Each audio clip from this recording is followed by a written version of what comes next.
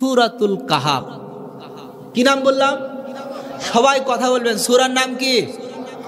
কাহাফ শব্দের অর্থ হলো গুহা। কি বললাম? সবাই কিন্তু পরে আমি ধরবো আবার। সূরার নাম কি বললাম?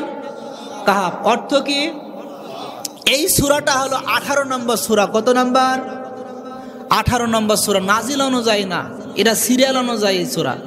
114 খানা সূরা আছে কোরআনের মধ্যে। 30 পারা, 30 পারার মাঝের সূরা 15 পারার প্রথম সূরা হলো সূরাতুল কাহাফ। এই কাহাফের রুকু সংখ্যা আছে 80টা। 12টা রুকু, সরি 12টা রুকু আছে। কয়টা রুকু? আর টিকা আছে 80টা। প্রিয় ভাই জানেরা, এখন আপনাদেরকে আমি প্রশ্ন করব, এই সূরার নাম কি? কাহাফ শব্দের অর্থ কি? গুহা। এই সূরাটা কততম সূরা? 18তম সূরা। কততম? 18তম। এই সূরাটা হলো 15 পারার প্রথম সূরা এবং এই সূরাতে আছে 80টা টিকা, 12টা রুকু। এই সূরাটা কেন আল্লাহ রসুলের প্রতি নাজিল হলো, কি কারণে নাজিল হলো, কি প্রেক্ষাপটের উপর নাজিল হলো, আপনাদেরকে আমি শোনাবো ইনশাআল্লাহ। আপনারা শুনতে রাজি আছেন তো? শুনবেন না কারা কারা হাত তোলেন। যাকে এলাকা মানুষ চালাক আছে ভাই আমার ভাইরা, এই সূরা ভিতরে ঢোকার আগে সূরার ফজিলতটা সম্পর্কে আপনারা একটু আলোকপাত করেন। আমার প্রিয় আব্বা জানেরা, আমার প্রিয় কলিজার টুকরো ভাইয়ের আমার, এই সূরার ফজিলত সম্পর্কে মুসলিম শরীফের হাদিস, হযরত আবু দাহদা রাদিয়াল্লাহু তাআলা আনহু তিনি বলেন, আল্লাহর নবীজি বলেছেন, দুনিয়ার মানুষেরা তোমরা শোনো, কোন মুমিন বান্দার, কোন মুমিন বান্দি যদি সূরা কাহাফটা 10 আয়াত তেলাওয়াত করে, আল্লাহ রাসূল বলতেছেন শেষ জামানা অর্থাৎ এই জাহান অর্থাৎ দাজ্জালের ফিতনা থেকে সে মুক্তি পাবে। কোন সুবহানাল্লাহ। আমার ভাইরা, হযরত আবু দাহদা রাদিয়াল্লাহু তাআলা আনহু বর্ণনা করছেন, হাদিসটা রাসূল বর্ণনা করেছেন। বর্ণনাকারী সাহাবী রাওয়ায়াত হচ্ছে হযরত আবু দাহদা, তিনি বলতেছেন, কোন বনি আদম সন্তান যদি সূরা কাহাফ 10 আয়াত তেলাওয়াত করে, আল্লাহ পাকের রাসূল বলছেন যে শেষ জামানার দাজ্জালের যে বড় ধরনের ফিতনা আছে, এই ফিতনা থেকে মুক্তি পেয়ে যাবে। আমার ভাইরা, দাজ্জালের ফিতনাটা কেমন? কলিজার টুকরো দিনী ভাইরা, একটু জেনে নেবেন আমার কলিজার টুকরো আব্বা জানেরা, দাজ্জালের ফিতনা কিন্তু বড় ভয়ঙ্কর। কি হবে? ভয়ঙ্কর। আল্লাহ রাব্বুল আলামিনের রাসূল বলছেন, এই সূরাটা হলো শেষ জামানার সূরা। সূরা কাহাফটা শেষ জামানার সূরা। কোন জামানা? আমরা কোন জামানায় বসবাস করছি? এটা শেষ জামানা। আল্লাহ রাসূল কোন আয়াতে, কোন হাদিসে বলে নাই যে এটা শেষ জামানার আয়াত, এটা শেষ জামানার হাদিস। কোন জায়গায় বলে না এটা শেষ জামানার সূরা। আল্লাহ পাক রব্বুল আলামিন রাসূল বলেছেন এটা হলো শেষ জামানার সূরা। কোন সুবহানাল্লাহ। আল্লাহ নবীর সাহাবা হযরত আবু সাঈদ খুদরি থেকে হাদিসটা বর্ণিত রয়েছে। আল্লাহ রাসূল সাল্লাল্লাহু আলাইহি ওয়াসাল্লাম তিনি বলতেছেন, দুনিয়ার মানুষেরা তোমরা শোনো, আল্লাহ রাসূল বলছেন, কোন মুমিন বান্দা যদি এই সূরাটা জুমার দিন তেলাওয়াত করে, কোন দিন? কথা বলেন। জুমার দিনে তেলাওয়াত করেন, এক জুমা থেকে অপর জুমা পর্যন্ত তার ঈমানটা নূর দিয়ে ভরে দেবেন। তিনি কে? কথা বলেন মুসলমান, তিনি কে? আল্লাহ রাসূল বলতেছেন, এক জুমা থেকে অপর জুমা কোন মুমিন বান্দা, কোন মুমিন বান্দি যদি সূরা কাহাফ তেলাওয়াত করে, আল্লাহ রাসূল বলতেছেন তার ঈমানটা নূর দিয়ে ভরে দেবেন। কোন সুবহানাল্লাহ। শুধু তাই নয়, ফজিলত সম্পর্কে মুফাসসিরে কেরাম তিনি বলতেছেন, একজন আল্লাহ রাসূলের সাহাবা একদিন রাতের বেলায় সূরা কাহাফ তেলাওয়াত করতেছিলেন। কাহাফ তেলাওয়াত করার সময় তেলাওয়াত করতেছি এক সাইডে, অপর সাইডে তার ঘোড়াটা দাবড়াচ্ছে, ঘোড়াটা চিৎকার মারতেছে। মুফাসসিরে কেরাম তিনি বলতেছেন, নবীর এই সাহাবা তিনি ভয় পেয়ে গেছেন। সকালবেলায় উঠে আল্লাহ রসুলের কাছে যেয়ে গেলেন, যে আল্লাহ রসুলকে বলতেছেন, আসসালামু আলাইকুম সাহাদাইকে ইয়া রাসূলুল্লাহ, ইয়া হাবিবাল্লাহ, আমি আপনার কাছে একটা আরজি নিয়ে এসেছি। আল্লাহ নবীজি বললেন, সাহাবা তুমি কি বলতে চাও? আল্লাহর নবীর সাহাবা বললেন, ইয়া রাসূলুল্লাহ, ইয়া হাবিবাল্লাহ, আমি রাতে যখন সূরা কাহাফ তেলাওয়াত করতেছিলাম, আমার এই ঘোড়াটা, আমার এই দুম্বাটা সে চিৎকার মারতেছিল, তার কারণ আমি বুঝলাম না। আমার পিত্তল এলাকাবাসী মুসলমান ভাইয়ের আমার, আমার মা বোনেরা যারা আপনারা কম্বলের নিচে যারা বসে আছেন, সিঁড়ির আড্ডায় যারা বসে আছেন, আপনারা মাহরুম হয়ে যাচ্ছেন। অনতিবিলম্বে আজকের এই প্যান্ডেলে এসে এই পীরতলার ঐতিহাসিক তাফসীর মাহফিলটাকে আপনারা সাফল্যমণ্ডিত করুন। আল্লাহর কোরআন থেকে কথা হবে। আল্লাহ রাব্বুল আলামিন রাসূল বলতেছেন, কোন মুমিন বান্দা যখন আল্লাহর কোরআনের কোন মজলিসে বসে তার ঈমানটা পোক্ত হয়ে যায়, তার ঈমানটা বেড়ে যায়। কোন সুবহানাল্লাহ। এজন্য আমার ভাই আমার আশান আল্লাহর নবীর সাহাবা যখন এই কথা বললেন, রাসূল বললেন, সাহাবা গো তুমি শুনে নাও, তুমি যখন সূরা কাহাফ তেলাওয়াত করতেছিলা আসমান থেকে এত পরিমাণ ফেরেশতা নাজিল হয়েছিল, ওই ফেরেশতারা ওই তোমার ঘোড়াটা দেখতে পেয়েছিল, দেখার কারণে এই ঘোড়াটা আত্মচিৎকার করতেছিল, ও নবীর বান্দারা, ও নবীর উম্মতেরা। আল্লাহ রাসূল বলতেছে, কোন মুমিন বান্দা যদি সূরা কাহাফ তেলাওয়াত করে, আল্লাহ রাসূল বলেছেন, কে বলেছেন? যেমন তেমন কিন্তু মানুষ না আমার প্রিয় আব্বা জানেরা। আল্লাহ রাসূল বলছেন, নবী আমার ওই নবী যে নবী আমার পা মোবারক উঁচু করলে ডাইরেক্ট আরশ আজিম পর্যন্ত ভ্রমণ হয়ে যায়, যে নবী না বললে গোটা উম্মতের জন্য হারাম হয়ে যায়, হ্যাঁ বললে গোটা উম্মতের জন্য হালাল হয়ে যায়। আল্লাহর নবী যদি কোনো মানুষকে ইশারা করে, ইঙ্গিত করে যদি মনে বলে এই লোকটি আল্লাহর জান্নাতে চলে যাবে, লোকটি যদি অপকর্মের কারণেও জাহান্নামে তার নামটা লিস্ট হয়ে গেছে, আল্লাহ রাসূল ইঙ্গিত করার কারণে জাহান্নাম কেটে দিয়ে আল্লাহ পাক তার জন্য জান্নাত ওয়াজিব করে দেয়। কোন সুবহানাল্লাহ। এই হলো ফজিলতপূর্ণ সূরা। আর একটা ফজিলতের কথা বলে আমি আমার আলোচনার মধ্যে ঢুকব। আল্লাহর নবী বলছেন, এ দুনিয়ার মানুষেরা তোমরা শোনো, যদি কোনো মুমিন বান্দা কোনো মুমিন বান্দি যদি সূরা কাহাফ তেলাওয়াত করে, কোন সূরা? সবাই কথা বলেন না কেন? এই সূরা কাহাফ যদি তেলাওয়াত করে, কিয়ামতের ময়দানে এই সূরা কাহাফ আপনার জন্য সাক্ষী হয়ে যাবে। কোন সুবহানাল্লাহ। এর চেয়ে বড় পাওয়ার কিছু হতে পারে ভাইরা? তাহলে এই সূরার নাম কি বললাম? অর্থ কি? গুহা। আর না যে আপনার এই সূরাটা আপনার মাক্কি সূরা। কোন সূরা? মাক্কি সূরা। আসেন আমার প্রিয় ভাইয়েরা, আমার আব্বা জানেরা, মাক্কি জিন্দেগীর সূরা। এই কোরআন মাজিদের মধ্যে, কোরআনুল কারিমের মধ্যে সূরাটা দুই ভাবে এসেছে। একটা হলো মাদানী সূরা, একটা হলো মাক্কি সূরা। মাদানী সূরার সংখ্যা হলো ৮৬টা, বাদ বাকিগুলো হলো মাক্কি সূরার সংখ্যা হলো ৮৬টা, বাদ বাকি ২৮টা সূরা হলো মাদানী সূরা। মাক্কি সূরার মধ্যে রয়েছে জান্নাত, জাহান্নাম, রিসালাত, তারপরে এভাবে করে আখিরাতের ভয়। মাদানী সূরার মধ্যে রয়েছে বিবাহ, নিকাহ, জমি ভাগাভাগি, রাষ্ট্র পরিচালনা, অর্থনীতি কিভাবে হবে। আমি যে সূরাটি তেলাওয়াত করেছি সূরাটি হলো মাক্কি সূরা। কি সূরা?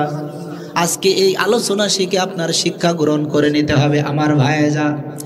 আল্লাহ রাব্বুল আলামিনের সূরা মাক্কি সূরা, সূরার নাম হলো সূরাতুল কাহাফ।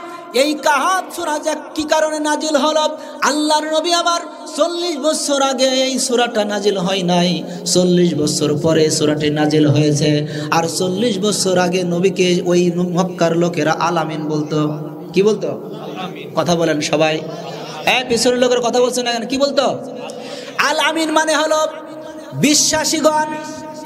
আল আমিন বিশ্বাসী বলতো কাকে? আল্লাহ রাসূলকে।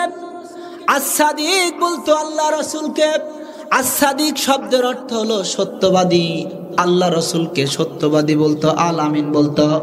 বিশ্বাস করো ওই কাফের বেঈমানেরা লক্ষ লক্ষ হাজার হাজার টাকাগুলো জমিয়ে রাসূলের কাছে রেখে আসতো।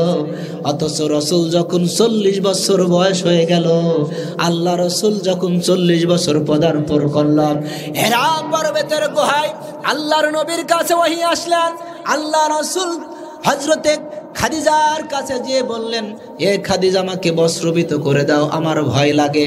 হযরতে খাদিজা বলছেন, ইয়া রাসূলুল্লাহ, আপনি এতিমকে কষ্ট দেন না, আপনি মানুষকে কখনো ধোঁকা দেন না, আপনি নামাজের প্রতি যত্নবান, আপনি ক্ষুধার্তকে খাদ্য দেন।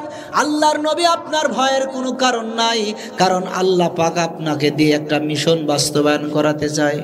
কি করাতে চায়? মিশন বাস্তবায়ন করাতে চায়।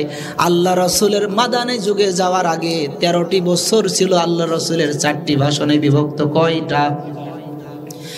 ৪০ বছর পর্যন্ত রাসূলের কোনো নির্যাতন নাই, নিপীড়ন নাই। আল্লাহ রাসূলকে সবাই বুকে টেনে আগলে ধরেছিল। 40 বছর পর রাসূল যখন নবুয়ত পাইলেন, তখন রাসূলের প্রতি কি ঘটনা ঘটেছিল এই সূরার মধ্যে উল্লেখ করা রয়েছে। শেষ 13 বছর মক্কার শেষের 13 বছরকে 4টা ভাগে ভাগ করা হয়েছে। 1 নাম্বার হলো, 3 নাম্বার হলো, 3 বছর হলো গোপনে গোপনে দাওয়াত। কি বললাম? 3টি বছর গোপনে গোপনে রাসূল দাওয়াত দিয়েছেন। গোপনে দাওয়াত দিয়ে সর্বপ্রথম আল্লাহ রাসূলের স্ত্রী হযরতে খাদিজা তার দলে এসেছে। কার দলে?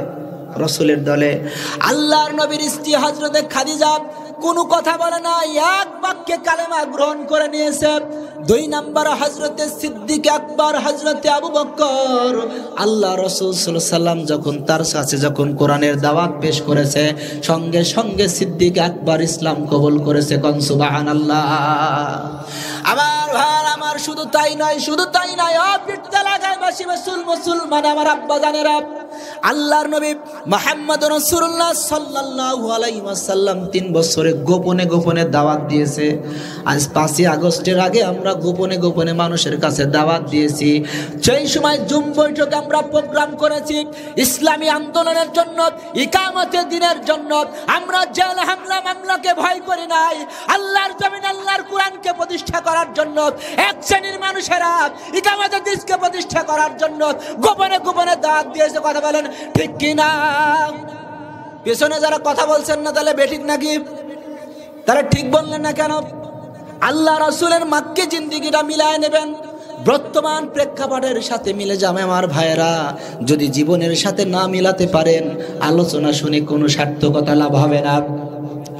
আল্লাহর নবী 3টি বছর তিনি গোপনে গোপনে দাওয়াত দিলেন। গোপনে গোপনে লোক তৈরি হয়ে গেল। হযরত আবু বকরের মতো মানুষ, হযরত উসমানের মতো মানুষ, হযরত আলীর মতো মানুষ, হযরত খাদিজা রাদিয়াল্লাহু তাআলা আনহুর মতো মানুষ গোপনে গোপনে 3টা বছর দাওয়াত দিলেন। আল্লাহর নবীকে আল্লাহ পাক বললেন, নবী গো, আর গোপনে দাওয়াত চলবে না। এই 2 বছর পরে 2 বছর হলো প্রকাশ্যে দাওয়াত। কিসের দাওয়াত? কথা বলছে না কেন? প্রকাশ্যে দাওয়াত, আর গোপন বৈঠক হবে না। এখন প্রকাশ্যে দাওয়াত হবে গো। এ নবী, আপনি প্রকাশ্যে দাওয়াত দেন। আল্লাহর নবী একটা লাল ফিতা নিয়ে এত জোরে দৌড় মারলেন, সকালবেলা করে ওঠে।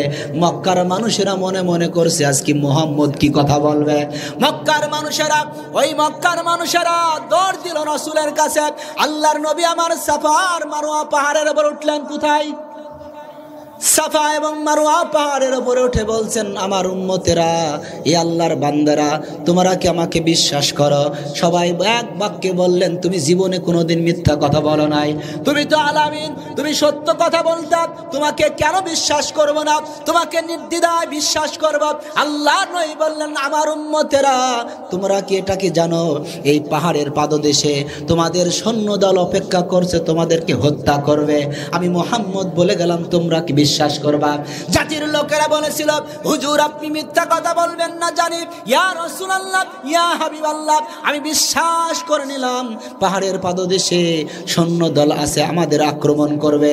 আল্লাহ রাসূল বললেন, তোমরা গ্রহণ করে নাও লা ইলাহা ইল্লাল্লাহু মুহাম্মাদুর রাসূলুল্লাহ সাল্লাল্লাহু। আল্লাহর নবী এই কথা বললেন তোমরা যদি এই কালেমাটা গ্রহণ করে নাও, আমি দেখতে পাচ্ছি যদি তোমরা গ্রহণ করো আল্লাহর জান্নাতে চলে যাবা, আর গ্রহণ না করলে তোমরা ডাইরেক্ট জাহান্নামে চলে যাবা। আমি মুহাম্মদ এটা বলে দিলাম। আর পিছন দিয়ে সামনের দিক থেকে আবু লাহাব এরকম বড় একটা পাথর দিয়ে আল্লাহ রাসূলের দিকে আঘাত করলেন।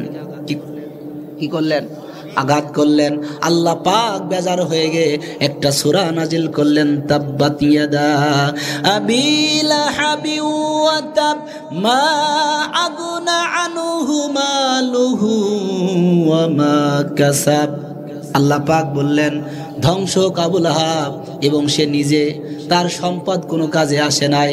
আমার নবীর আপন চাচা আবু লাহাব আল্লাহ রাসূলের উপরে কি মারলেন? পাথর মারলেন, আল্লাহ পাক তার জন্য এমন একটা শায়েস্তা করে দিলেন। এই আবুল আহাবের মৃত্যুটা কিন্তু খুব করুণ মৃত্যু হয়েছিল। আপন সন্তানেরা পর্যন্ত তেনায় নেকড়ে জড়িয়ে এক জায়গায় মরুভূমির মধ্যে রেখে এসেছিল, গায়ে পোড়া হয়েছিল, না খেয়ে মৃত্যুবরণ করেছে। কথা বলেন ঠিক কি না? আমার ভাইয়ের আমার, শুধু তাই নাই, এই 2 বছরের মধ্যে প্রকাশ্যে দাওয়াতের মধ্যে হযরত উমরের মতো মানুষ ইসলাম কবুল করেছে। হযরত উমর এসে আল্লাহ রাসূলকে বলছেন, ইয়া রাসূলুল্লাহ, এই যে তরবারিটা, এই তরবারিটা আপনার পায়ের তলে থাকলো, এই তরবারি ইসলামের বিপক্ষে অবস্থান করেছিল, আজ ইসলামের বিপক্ষে অবস্থান করবে না হুজুর, এই তরবারি এখন ইসলামের পক্ষে অবস্থান করবেন। কোন সুবহানাল্লাহ। আল্লাহর নবী আমার হযরত উমরকে বললেন, উমর, এবার তুমি প্রকাশ্যে দাওয়াত দাও। খলিফাতুল মুসলিমিন আমিরুল মুমিনিন হযরত উমর প্রকাশ্যে নাঙ্গা তরবার নিয়ে 17 থেকে 18 জন পালোয়ান যুবকদেরকে নিয়ে মক্কা চত্বরে একটা ভাষণ, একটা মিছিল দিয়েছিলেন। আল্লাহর নবীর সাহাবা হযরত ওমর, ওই সময় আবু জেহেল, আবু লাহাব, উতবা, শাইবা, ওয়ালিদ ইবনে মুগিরা, আবু সুফিয়ানের মতো পাকা পাকা ঝানু কাফের বেঈমানেরা ঘরের মধ্য থেকে জানলাটা উকি দিয়ে দেখতেছে। মিছিলের প্রথম কাতারে আছে হযরত ওমর। কি আছে গো? হযরত উমরকে দেখে বাঘে আর মহিষে এক ঘাটে পানি খায়।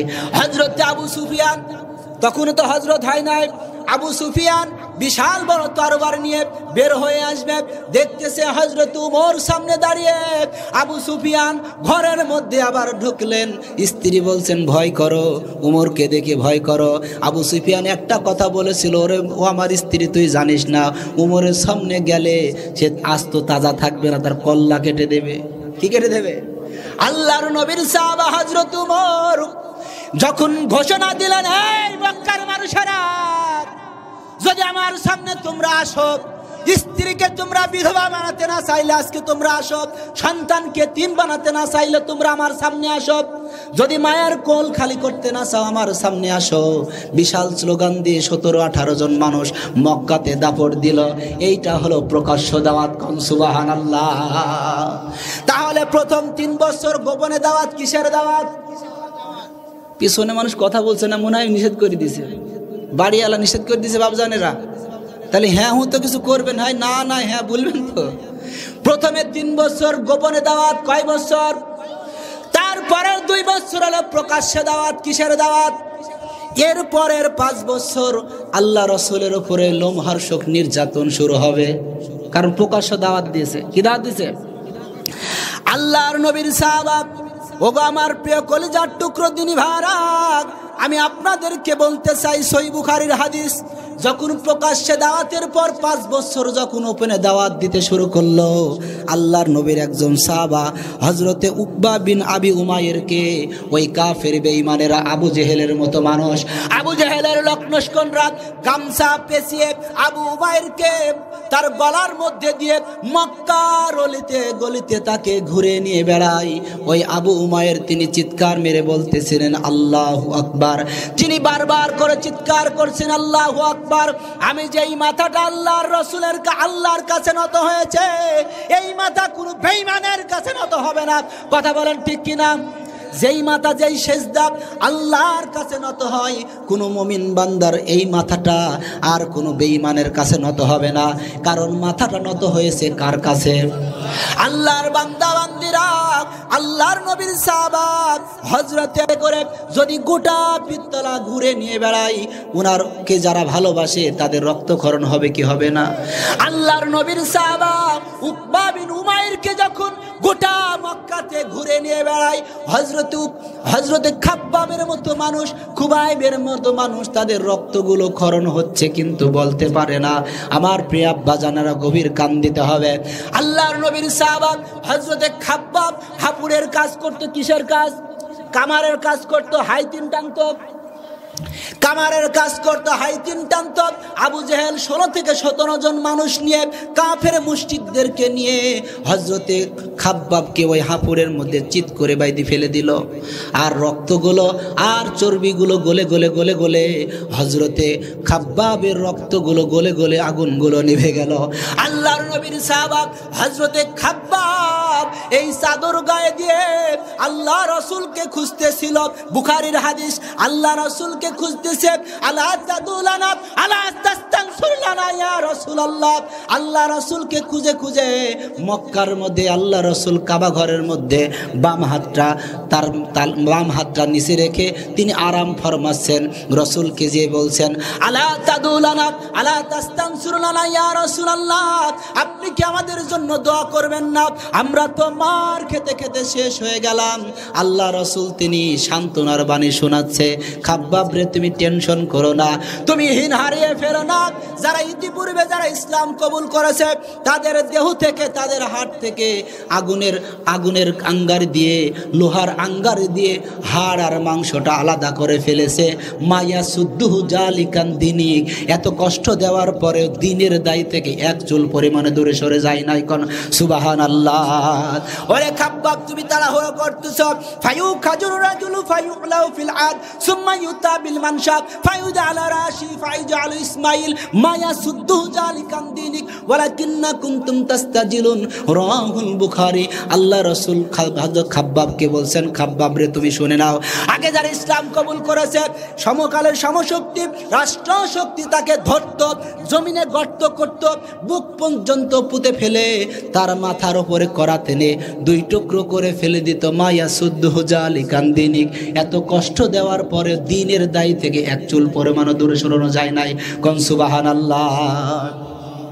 ওয়ালাকিন্না কুনতুম তাস্তাজিলুন। খাব্বাব তাড়াহুড়ো করছো, তাড়াহুড়ো করা যাবে না, এখনো মার খেতে হবে, এখনো নির্যাতন সহ্য করতে হবে।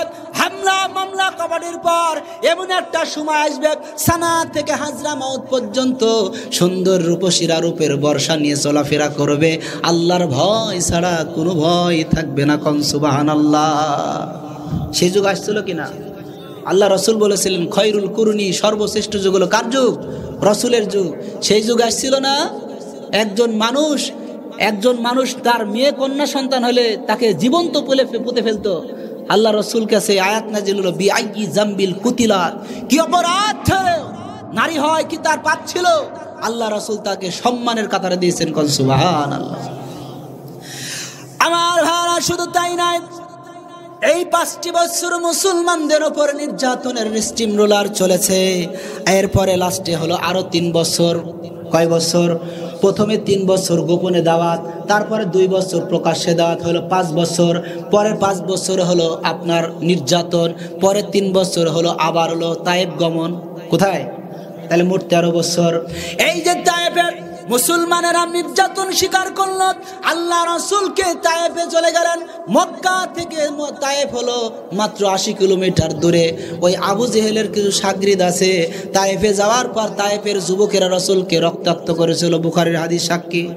আল্লাহর নবী আমার রক্তাক্ত এমন অবস্থায় হয়েছিল, এই কাহাব সূরার মধ্যে স্পষ্ট করে বর্ণনা করেছে। আমার প্রিয় ভাইরা, আল্লাহর নবীকে যখন তায়েফে মারলেন, আল্লাহ রাসূলের রক্তগুলো ফিনকি দিয়ে তার শরীরগুলো বেয়ে বেয়ে আল্লাহ রাসূল চামড়ার জুতা পরতেন, চামড়ার জুতাগুলো লটকায় গেছে, আর খোলে না। আল্লাহর নবীর কাছে জিব্রাইল এসে বললেন, ইয়া রাসূলুল্লাহ, একটাবার আমার কাছে সাহায্য চান, আমি গোটা তায়েফকে আমি ধ্বংস করে দেব। কি করে দেব? রাসূল কি দোয়া করেছিলেন? রাসূল বললেন, এ জিব্রাইল, সবাইকে ধ্বংস করলে কোরআনের দাওয়াত দিব কার কাছে? কোন সুবহানাল্লাহ। আমার নবীজি আমার শেষ পর্যন্ত এই 3 বছরে কি করলাম? সূরা আনফালের 30 নম্বর সাক্ষী, ওয়া ইয ইয়ামকুরু বিকাল্লাযীনা কাফারু লিয়ুসবিতুকা আও ইয়াকতুলুকা আও ইখরিজুকা ওয়া ইয়ামকুরুনা ওয়া ইয়ামকুরুল্লাহ ওয়াল্লাহু খায়রুল মাকিরিন। কোন আল্লাহু আকবার। ওই কাফের বেঈমানেরা শেষ পর্যন্ত আল্লাহ রাসূলকে মারতে চাইলো, মেরে ফেলবে। একদল বলল না না না না, আল্লাহ রসুলকে গুম করতে হবে। আর একদল বলল না, রসুলকে দেশ থেকে তাড়িয়ে দিতে হবে। আর একদল বলল না, রসুলকে আমাদের কাছ থেকে ফারেক করে দাও। অর্থাৎ এই 3টা বছর পর আল্লাহ রসুল সাল্লাম কি করলেন? আল্লাহ নবী আমার মুহাম্মদ রাসূলুল্লাহ সাল্লাল্লাহু আলাইহি ওয়াসাল্লাম এই কোরআনের দাওয়াত যখন দিচ্ছিলেন, হঠাৎ করে কিছু কাফের বেঈমানেরা আল্লাহ রসুলের কাছে এসে বললেন, এই মুহাম্মদ, তুমি যে কোরআনের দাওয়াত দিচ্ছ, তুমি যে সূরা কাহাফের কথা বলতেছ, তুমি যে তোমার ইসলামের কথা বলো, আল্লাহর কথা বলো, এগুলো কোথা থেকে তুমি পেয়েছো? আল্লাহ নবী মুহাম্মদ রাসূলুল্লাহ সাল্লাল্লাহু আলাইহি ওয়াসাল্লাম তিনি বললেন, আমি কোনো কথা বলি না, যা বলি সবটুকু ওহী বলি। কি বলি? আল্লাহ পাক আমাকে যা শিক্ষা দিয়েছে তাছাড়া আমি কোনো কিছু বলি নাই। আল্লাহ পাক সূরা হাক্কার মধ্যে বলেন, আমার নবী যদি কোনো কথা কোনো রচনা করে কোরআনের মধ্যে কোট করে দিতেন, আমি তার বাম হাতটাকে ধরে আমি তার গেওয়াবাড়া তার কণ্ঠনালীটা আমি ছিঁড়ে ফেলে দিতাম। কেউ রোধ করার মতো শক্তি নাই। কথা বলেন ঠিক কিনা? এই কোরআনের মধ্যে যা আছে সত্য, আর যা আছে সবগুলো কার কথা? কার কথা? আল্লাহর কথা। আল্লাহর নবী বললেন, এই কাফের বেঈমানেরা, মুশরিকের দলেরা, এটা হলো আল্লাহর বাণী। ওই মুশরিকেরা তখন বললেন, তোমার কোরআন আমি কিভাবে বুঝবো তুমি সত্য কথা এনেছো? তখন এই মুশরিকেরা ওই দেশের কিছু আলেমদের কাছে গেলেন, ওই দেশের পাদ্রীর কাছে গেলেন। সেই সময় এই ঘটনা, যে ঘটনা বলছি, রসুলের 450 বছর আগেকার ঘটনা। আমার ভাইরা, ওই মুশরিকরা সমকলের সময় শক্তি, সেই সময় রসুলকে এসে বললেন, ইয়া রাসূলুল্লাহ, ইয়া আল্লাহর নবী, তোমার কাছে আমি কিভাবে প্রমাণ করব, আর তুমি বা কিভাবে প্রমাণ করবা? আল্লাহর রসুল তিনি বললেন, এই মুশরিকেরা, তোমাদের বড় বড় আলেমদের কাছ থেকে আমার কাছে আনো, তোমাদেরকে ওই আলেমদের সামনে আমি বাহাস করতে চাই। উনি বললেন, না না না, ওই আলেমদের কাছে আমি যাব।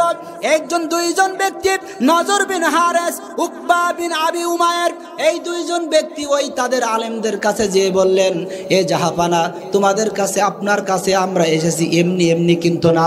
আমার দেশে একজন মানুষ, নাম হলো আব্দুল্লাহর পুত্র মুহাম্মদ, সে নবী দাবি করতেছে, তাকে প্রমাণ করার জন্য সে নবী না, এটা আমি এজন্য আপনার কাছে এসেছি। আল্লাহর নবীর এই কথা শুনে এই যে নজর বিন হারেস ওই আলেমকে এই কথা বললেন, সেই সময় পাদ্রী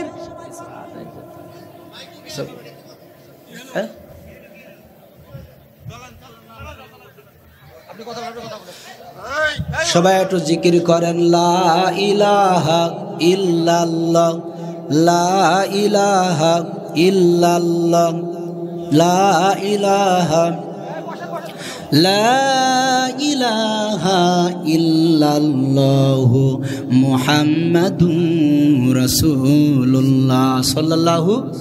বাবাজিরা, কেউ উঠাউঠি করেন না, ওদিকে যা হচ্ছে কর্তৃপক্ষ দেখে নেবে, সমস্যা না, আপনারা কেউ উঠাউঠি করেন না, উঠলে বিশৃঙ্খলা হয়ে যাবে। আপনাদের প্রধান মুফাসসির অত্যন্ত গুরুত্বপূর্ণ আলোচনা শোনাবেন, তার আগে আপনাদের কাছে কিছু আমি কোরআনে কিছু বললেন। মুহাম্মদ সত্য কথা বলে, খুব ভালো মানুষ, তাকে আমরা বিশ্বাস করি। তিনি বললেন, ওই আলেমেরা তিনি বললেন, এই মুহাম্মদকে তোমরা 3টা প্রশ্ন করবা। কয়টা? পিছনে সবাইরা কথা বলেন, কয়টা? নজর বিন হারেসকে বললেন, হ্যাঁ নজর বিন হারেস, এই মুহাম্মদকে পরীক্ষা করার জন্য তোমরা 3টা প্রশ্ন করবা। এই 3টা প্রশ্ন যদি পারে, তাহলে মুহাম্মদ আসলে নবী, আর নবী ছাড়া কেউ কথাগুলো বলতে পারবে না। আল্লাহ রাসূলের কাছে ওই মুনাফিকেরা আল্লাহ রাসূল কাছে এসে, দুইজন কাফের নয়, আরো শত শত কাফের এসে রসুলকে 3টা প্রশ্ন করেছিলেন। বাপজানেরা, কয়টা? 1 নাম্বার প্রশ্ন করেছিলেন, আল্লাহ রাসূলকে বলেন, ইয়া আল্লাহর নবী, আসহাবে কাহাফ সম্পর্কে আপনি একটু বলেন। কি বললাম? আসহাবে কাহাফ। 2 নাম্বার হলো ওমা ইয়াসআলুনাকা আনির রূহ, রূহ সম্পর্কে বলেন। আল্লাহ রাসূল বললেন, রূহ আমরিল্লাহ, রূহ হলো আল্লাহর হুকুম। কোন কোন বর্ণনায় এসে 2 নাম্বারটা হলো হযরতে খিজির আলাইহিস সালাম সম্পর্কে প্রশ্ন করলেন, কারণ মুহাম্মদ সাল্লাল্লাহু আলাইহি ওয়াসাল্লাম সেই সম্পর্কে, খিজির সম্পর্কে তার কোনো ধারণা নাই। আর সবশেষ 3 নাম্বার প্রশ্নটা হলো জুলকারনাইন সম্পর্কে আপনি আজকে আমাদেরকে ধারণা দেন। ওরা ওই কাফেররা মনে মনে করলো, মুহাম্মদ এই প্রশ্নগুলো পারবে না। মুসলমানেরা, আল্লাহ রাসূল এই প্রশ্নের উত্তর দিতে পারবে কি পারবে না? আমার ভাইয়েরা, এটা কোরআনের মধ্যে সবগুলো কোট করা রয়েছে। আমার আব্বা জানেরা, স্পষ্ট করে আল্লাহ রাব্বুল আলামিন রাসূল ওই কাফেরদেরকে শোনায় দিলেন। শোনায় দিলেন না, আরো স্পষ্ট করে পুঙ্খানো শোনায় দিলেন। কোন সুবহানাল্লাহ।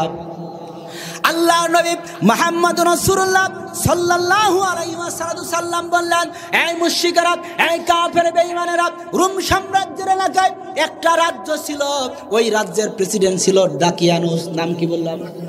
দাকিয়ানুস নামের একজন রাজা ছিল, খুবই খারাপ মানুষ ছিল। সেই সময় দাকিয়ানুস মূর্তি পূজা করত, আগুন পূজা করত। 7 জন যুবক মানুষ, যেই মাথা আল্লাহর কাছে নত হয় ওই মাথা আর কোনো মানুষের কাছে নত হয় না, ঠিক কিনা? এই 7 জন যুবক ওই দাকিয়ানুসের বশ্যতা স্বীকার করলো না, বিশাল একটা মূর্তি রেখে দিল। মূর্তির সামনে মাথা নত করতে হবে। এই 1 2 3 4 5 6 7 7 জন যুবক মাথা নত না করে পাশে একজন চলে গেল, একটা বৃক্ষের কাছে যেয়ে চলে গেল।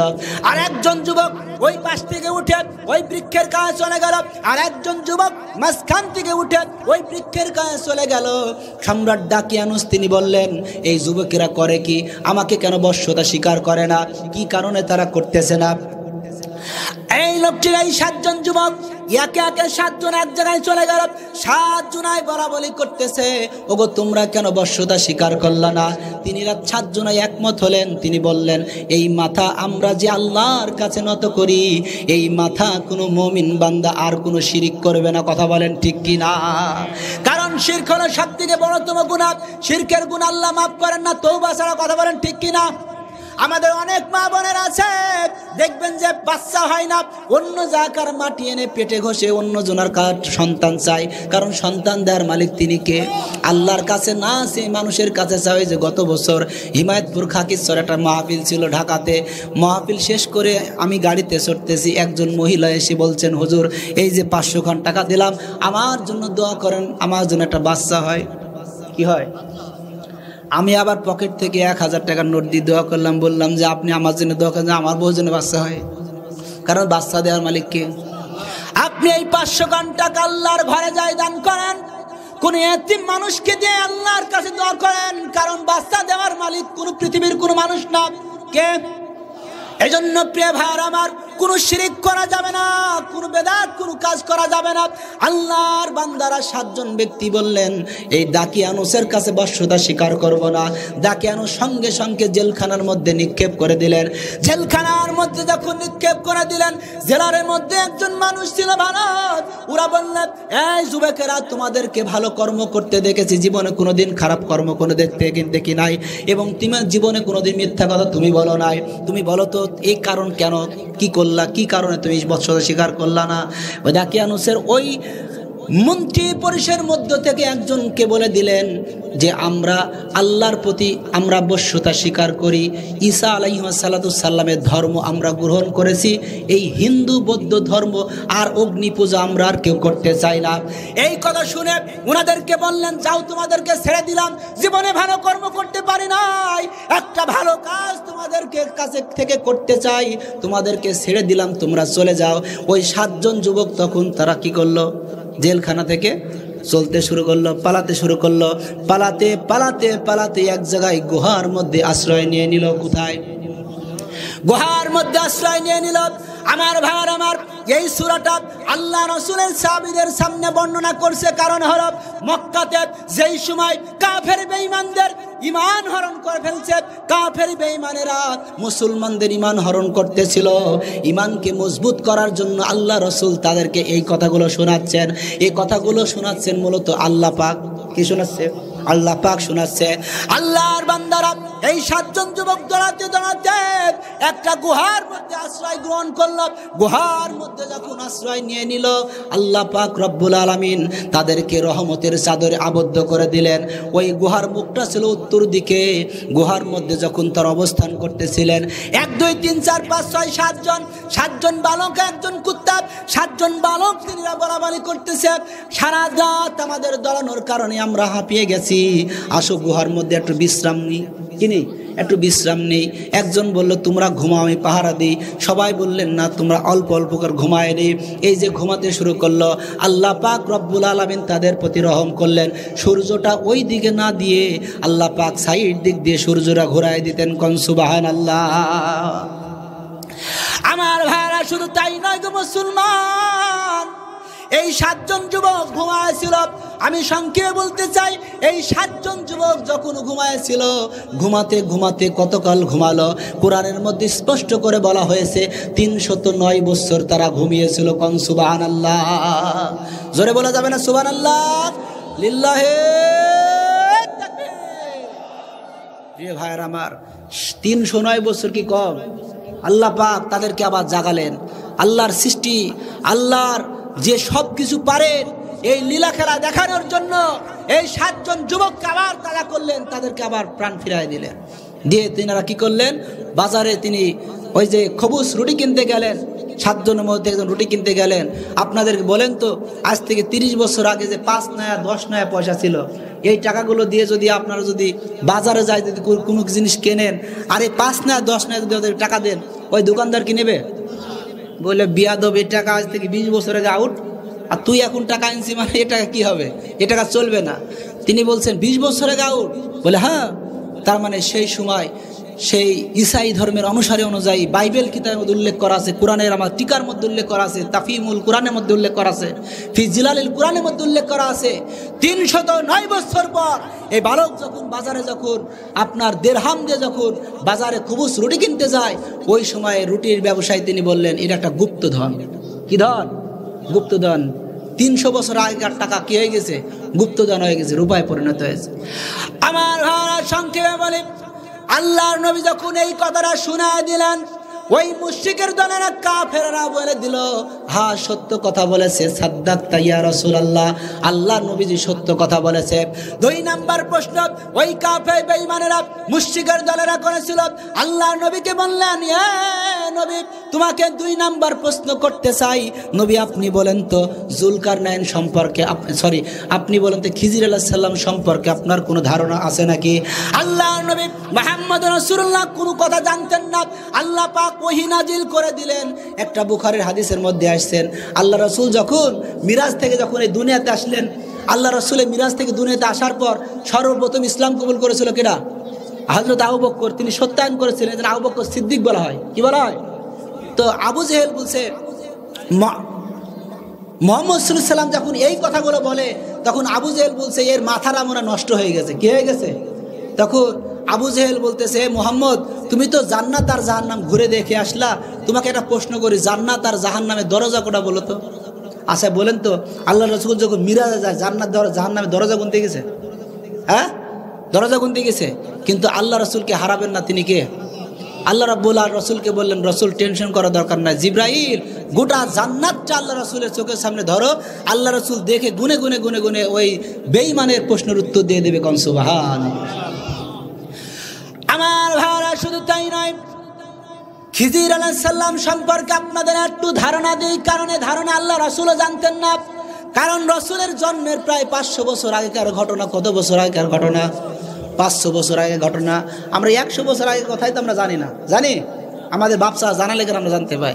আল্লাহ নবী খিজির আলাইহিস সালাম সম্পর্কে এই সূরার 60 নম্বর আয়াতে স্পষ্ট করে 60 থেকে 65 নম্বর এগুলো আস্তে আস্তে আল্লাহ রাব্বুল আলামিন বর্ণনা করেছে। আমার ভাইয়েরা, হযরতে মূসা আলাইহিস সালাম জাতির লোকেরা যখন কথা বলতেছিল, আল্লাহ পাকের বান্দা হযরতে মূসা সম্পর্কে আপনার ধারণা আছে? আল্লাহর নবীকে হযরতে মূসা আলাইহিস সালাম আল্লাহ রাব্বুল আলামিনকে বললেন, আল্লাহ তোমার জামানার জ্ঞানী ব্যক্তিকে, আমার মনে হয় আমি সব থেকে জ্ঞানী ব্যক্তি। আল্লাহ পাক রব্বুল আলামিন বললেন, মূসা রে, তোমার জ্ঞান তো কি দূরের কথা, এই যে খিজির নামের একজন ব্যক্তি আছে, তার যা জ্ঞান আছে, তোমার জ্ঞান একবার ইল্লা কলিলা, একেবারে নগণ্যতম জ্ঞান। ওগো আমার প্রিয় আব্বা জানেরা, ওগো আমার প্রিয় কলিজার টুকরোরা, আমার একটা কথা বলতে ভুল হয়ে গেছে। এই তাফসীর কারক আল্লাহ রাসূল সাল্লাল্লাহু আলাইহি ওয়াসাল্লাম তাফসীরে ফি জিলালিল কোরআনের মধ্যে আসছে, আল্লাহ রাসূল বলেছিলেন, প্রশ্নের উত্তরটা তোমাদেরকে বলে দেব আগামী কালকে। কি বলবো? আগামী কালকে বলবো। কিন্তু আগামী কালকে তিনি বলবেন, কিন্তু ইনশাআল্লাহ রাসূল বললেন না। কি বললেন না? ইনশাআল্লাহ বললেন না। আগামী কালকে জিবরাইল আসলেন না। এরপর 3 দিন 2 দিন 3 দিন হয়ে গেল। ওই কাফেররা এসে জিজ্ঞেস করছে, এ মুহাম্মদ 2 নম্বর উত্তরটা তুমি বলে দাও। আল্লাহ রাসূল বললেন, তোমরা পরের দিন আসো। ওই দিনও জিবরাইল আসেন নাই। এভাবে করে 1 2 3 দিন করতে করতে 15 দিন পার হয়ে গেল। কয় দিন? 15 দিন পার হয়ে গেল। 15 দিন পর জিব্রাইল এসে বললেন, ইয়া রাসূলুল্লাহ, ইয়া হাবিবাল্লাহ, আমি না আসার একটা কারণ হলো আপনাকে সংশোধন করার জন্য আসছি। ইয়া রাসূলুল্লাহ, ভবিষ্যতে কোনো কাজ বলতে চাইলে, ভবিষ্যতে কোনো কাজ করার ইচ্ছা পোষণ করলে আপনি বলবেন ইনশাআল্লাহ। কি বলতে হবে? ইনশাআল্লাহ। আপনি ইনশাআল্লাহ না বলেন তাহলে কি হবে না? আপনার সেই কাজটার বরকত আসবে না, সেটা আল্লাহ করবেন না। মুহাম্মদ সাল্লাল্লাহু আলাইহি ওয়াসাল্লাম সেদিন ইনশাআল্লাহ না বলার কারণে 15 দিন ওহী বন্ধ ছিল। কয়দিন? ওই যে একটা গল্পের মতো এরকম আছে, একজনা তিনি গরু কিনতে যায় বাজারে। কোথায়? বাজারে গরু কিনতে যাবে। তিনি ওর বউকে বলছে, বউ বলছে যে প্রিয় স্বামী, বাজারে গরু আছে, পকেটে টাকা আছে, তারপর আপনি বলে ইনশাআল্লাহ আমি গরু কিনে আনবো।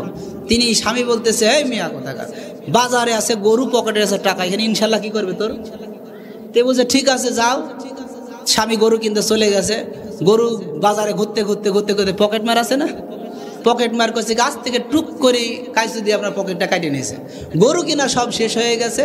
গরু কেনার পর টাকা যাবে গুনতে যাবে, হাত ঢুকাছে, হাত চলিয়ে যাচ্ছে তোর, কারণ পকেট কি হয়ে গেছে, পকেট মার। তিনি এখন বলছে ইনশাল্লাহ টাকা আছে আমার। এখন ইনশাল্লাহ বলে কোন কাজ আছে? হ্যাঁ, ইনশাল্লাহ কখন বলতে হবে? প্রথমে বলতে হবে ইনশাআল্লাহ। যদি আল্লাহ যদি চায় তাহলে সম্ভব, আল্লাহ না চাইলে কোনো কিছু সম্ভব হবে?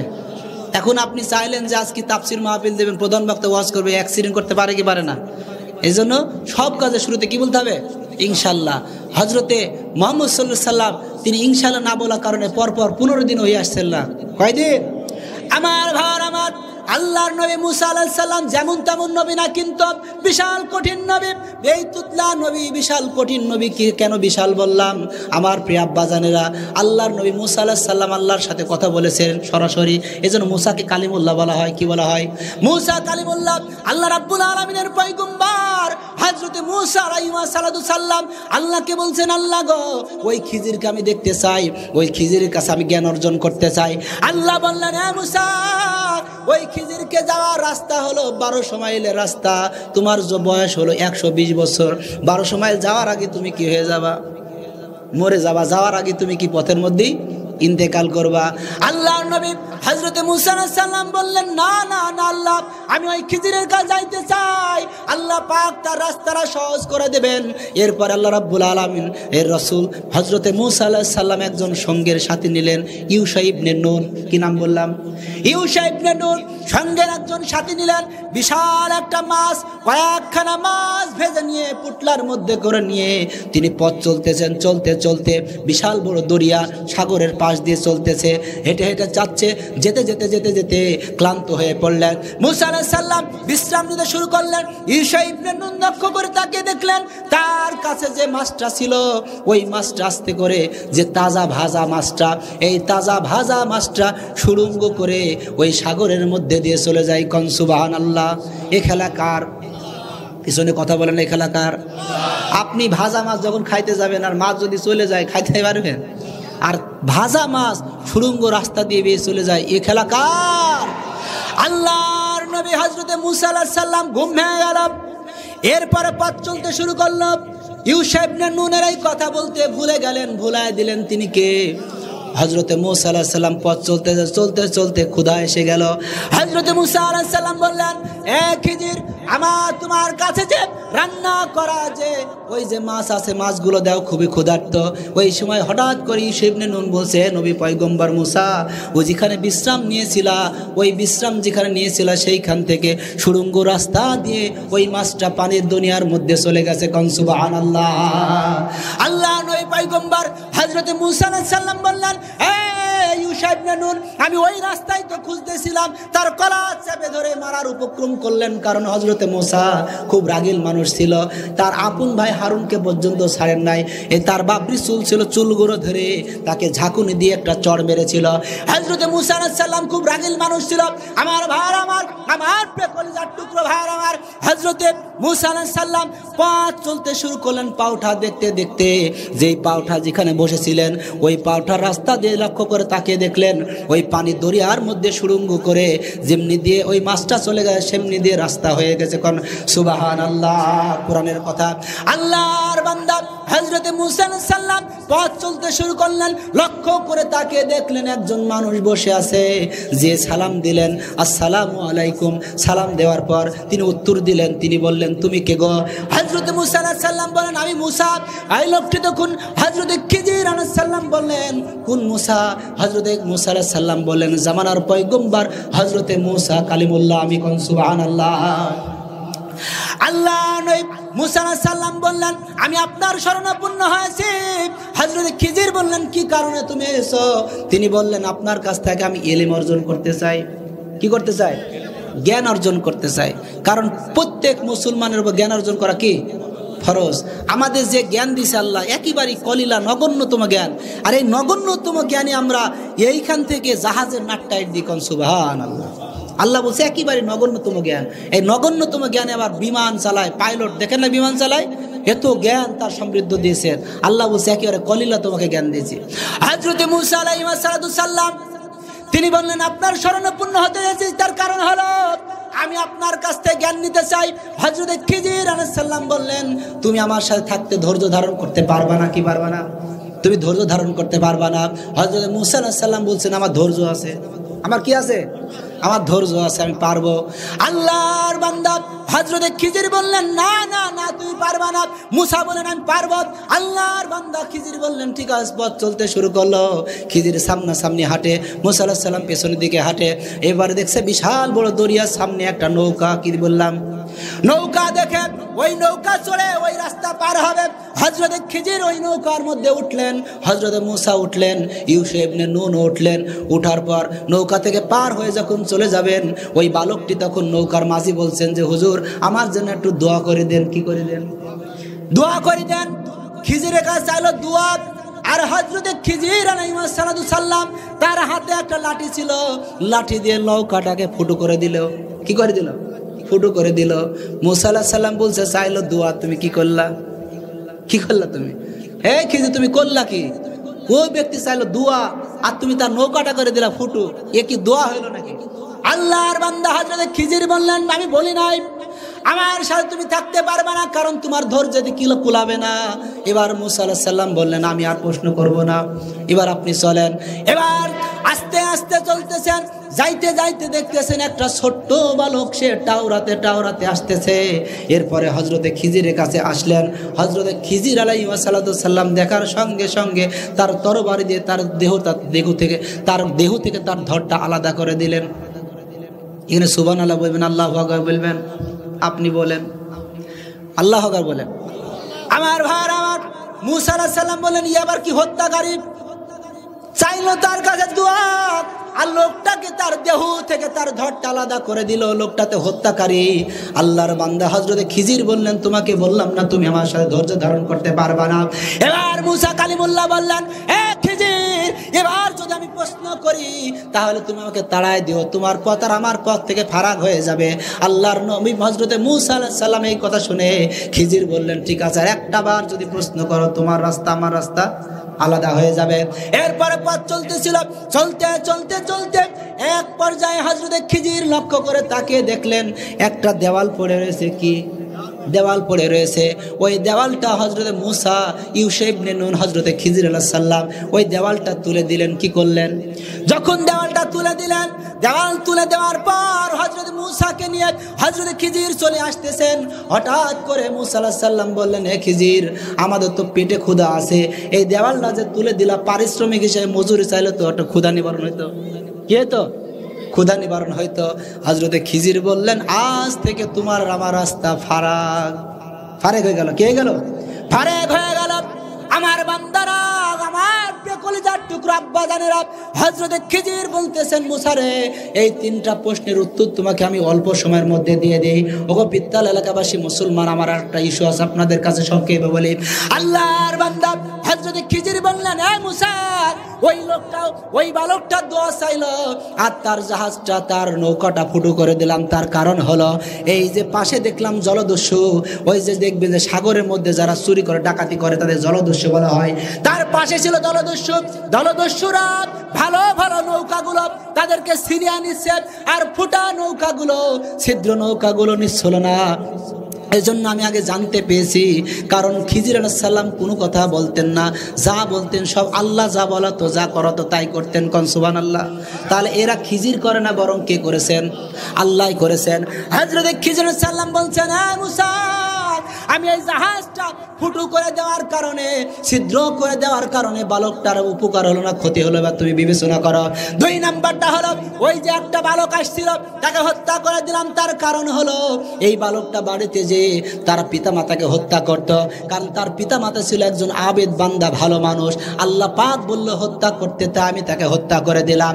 আর 3 নাম্বারটা হলো, ওই যে দেওয়ালটা আমি তুলে দিলাম, দেওয়ালের নিচে ছিল 2জন এতিম মানুষের সম্পদ। এই এতিম মানুষের সম্পদটা তুলতে পারতেছিল না। আল্লাহ আমাকে ওহির মাধ্যমে জানিয়ে দিল, ওই সম্পদটা তুলে দেওয়ার জন্য দেওয়ালটা খাড়া করে দিলাম। সুবহানাল্লাহ।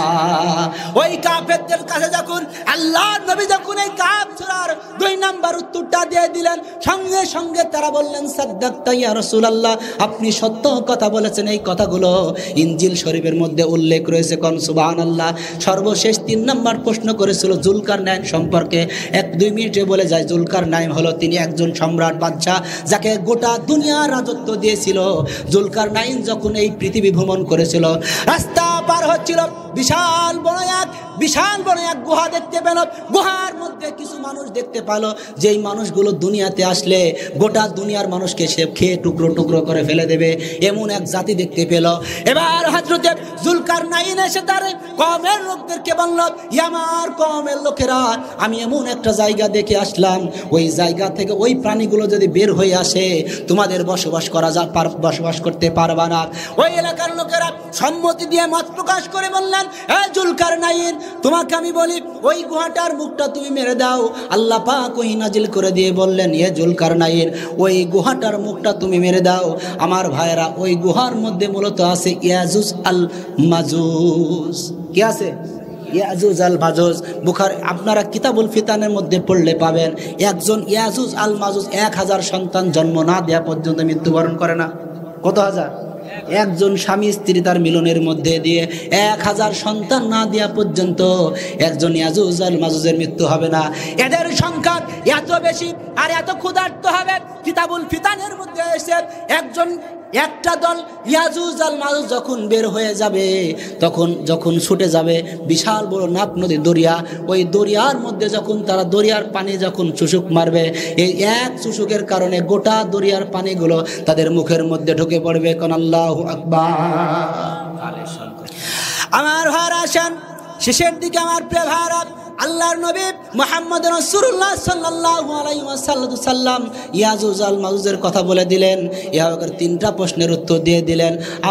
আমার নবী মুহাম্মদ রাসূলুল্লাহ সাল্লাল্লাহু আলাইহি ওয়াসাল্লামের এই মক্কা জিন্দেগির সাথে এই কাহাফ সূরাটা মিলানোর জন্য মুমিন বান্দাদেরকে বলতেছিলেন। আমার ভাইরা, আজকের এই তাফসীর মাহফিল গোরস্থান কেন্দ্রিক, কোন কেন্দ্রিক? আল্লাহ পাক রব্বুল আলামিন রাসূল সহিহ হাদিসের মধ্যে আসছে, কবর প্রতিটা দিন আপনাদেরকে 4টা করে ডাক দেয়, আপনারা কিন্তু কেউ জানতে পান না। জানেন নাকি? জানেন না। আমরা মনে হয় কবর, এটা কিন্তু আসলে কবর না। আপনারা বলতে পারেন হুজুর এটা কবর। আমার ভাইয়েরা, যেটা আকাশে আপনার বিধ্বস্ত হয়ে মরে গেছে তার কবর কোনটা? যেটা সমুদ্রের মধ্যে অতল গহ্বরের নীল তিমি তাকে খেয়ে ফেলেছে, তার কবর কোথায়? এটা একটা জগৎ, এটা একটা আলমে আরো বারজাক, এটা কবরের জগৎ। এই জগতে চলে যায় শুধুমাত্র তার দেহটা পচানোর জন্য, এই পৃথিবীর মানুষদের বসবাসের জন্য 3.5 হাত তলে রেখে আসে। আমার এই কবর প্রতিটা দিন 4টা করে ডাক মারে। কয়টা? 4টা ডাক মারে। 1 নম্বর হলো আনা বাইতুল ওয়াহদা, এক পিত্তলের এলাকাবাসী মুসলমানেরা, আমি হলাম একা থাকার ঘর। কিসের ঘর? আনা বাইতুল ওয়াহদা, একা থাকার ঘর। 2 নম্বর ডাক কবর মেরে বলে আনা বাইতুদ দুদ, আমি হলাম সাপ বিচ্ছুর ঘর। কিসের ঘর? আমি হলাম সাপ বিচ্ছুর ঘর, পোকামাকড়ের ঘর।